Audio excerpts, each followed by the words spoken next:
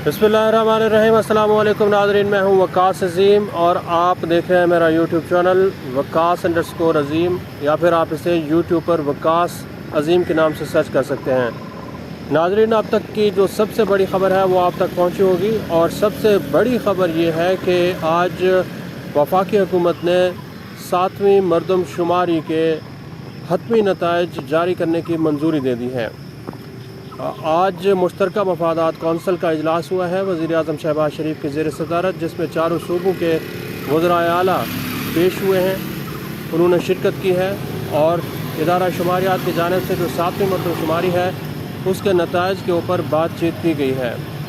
शुरू में वज़ीर आला बलूचिस्तान इस इजलास में शरीक नहीं थे, लेकिन वो ताख़ीर से पहुँचे और उनके सामने भी 7वीं मरदमशुमारी के जो नताइज हैं वो रखे गए हैं।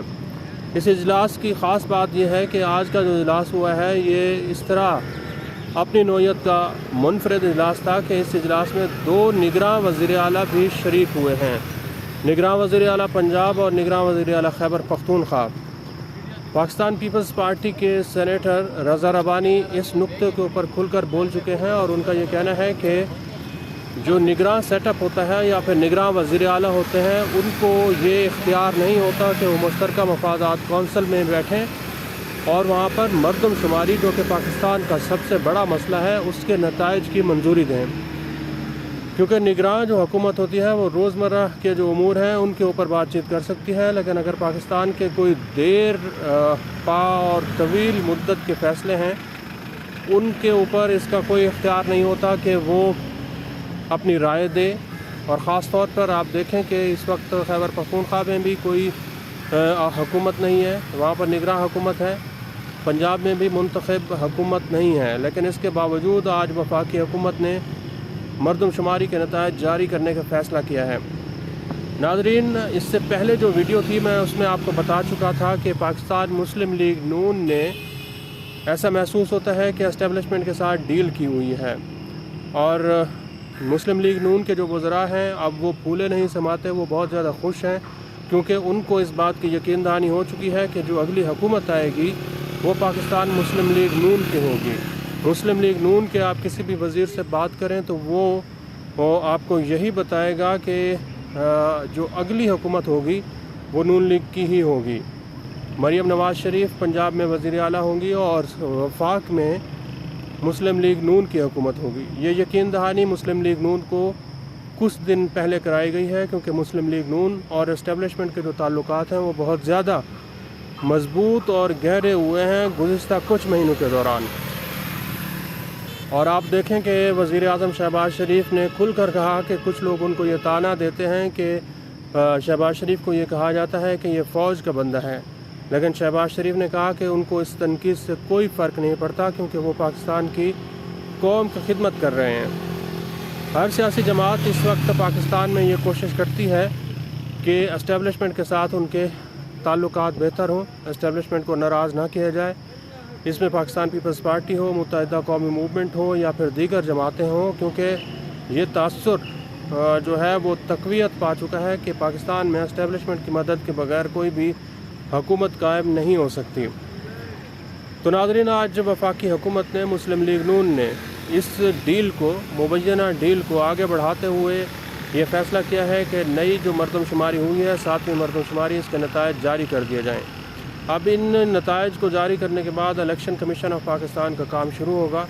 इलेक्शन कमीशन ऑफ पाकिस्तान ये देखेगा कि इन मरदमशुमारी के बाद नई हल्का बंदियाँ का जो काम है वो कब शुरू करना है और कब ख़त्म करना है।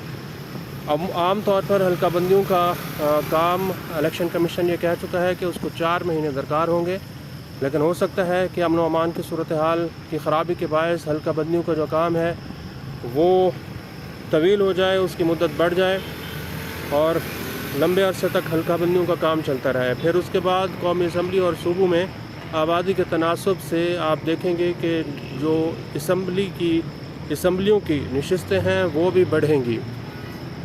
तो इस तरह ये एक लंबी एक्सरसाइज होगी जिसके बारे में नहीं मालूम कि ये कब तक चलती रहेगी। इस मरदमशुमारी के नताइज को जारी करने का वाहिद मकसद यही था कि इलेक्शन कमीशन जो है वो नई हल्का बंदियाँ करे اور الیکشن عام انتخابات کو جو ہے وہ لمبے عرصے کے لیے ملتوی کر دیا جائے، الیکشن نہ ہو سکے۔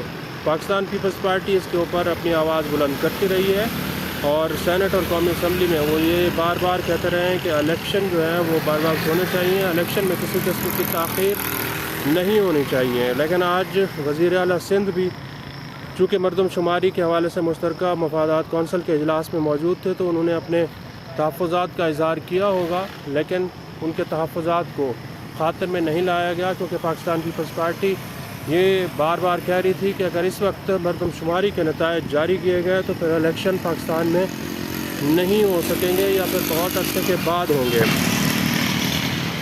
تو پاکستان پیپلز پارٹی نہیں چاہتی تھی کہ الیکشن جو ہیں وہ لمبے عرصے کے لیے نہ ہوں، لیکن یہ تمام تر تحفظات ان کے رد کر دیے گئے ہیں اور نون لیگ نے جو ڈیل تھی، جو ممکنہ مبینہ طور پر ڈیل تھی، اس کے اوپر عمل درآمد یقینی بنایا ہے اور مردم شماری کے نتائج جاری کر دیے ہیں۔ اس میں جو سب سے بڑا مطالبہ تھا وہ متحدہ قومی موومنٹ کا تھا۔ متحدہ قومی موومنٹ پاکستان یہ چاہتی تھی کہ جو آئندہ انتخابات ہیں وہ نئی مردم شماری کی بنیاد پر ہونے چاہیے، نئی حلقہ بندیاں ہونی چاہیے۔ اس کے ایم کیو ایم کے مطالبے کو سنا گیا ہے اور ایم کیو ایم اور مسلم لیگ نون ایک پیج پر رہی ہیں۔ تو ناظرین آپ سمجھ سکتے ہیں کہ ایم کیو ایم اور مسلم لیگ نون جب ایک پیج پر ہوں تو اس کا مطلب کیا ہے؟ اس کا مطلب یہی ہے کہ الیکشن نہیں ہوں گے اور اس کا کوئی خاص مقصد نہیں ہے۔ اور یہ میں بار بار اپنے ویلاگ میں کہتا رہا ہوں کہ پاکستان میں الیکشن جو ہیں وہ طویل عرصے تک شاید نہیں ہو سکیں گے اور اس کے اوپر آج عمل درآمد کا آغاز کر دیا گیا ہے۔ اب سیاسی جماعتیں جو ہیں وہ دیکھتی رہیں گی، نگراں سیٹ اپ آئے گا، نگراں سیٹ اپ جو ہے وہ بھی لمبے عرصے تک چلے گا۔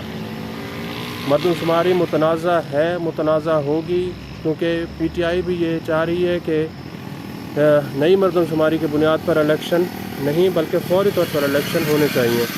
تو پاکستان میں ایک نیا سیاسی بحران شروع ہو چکا ہے۔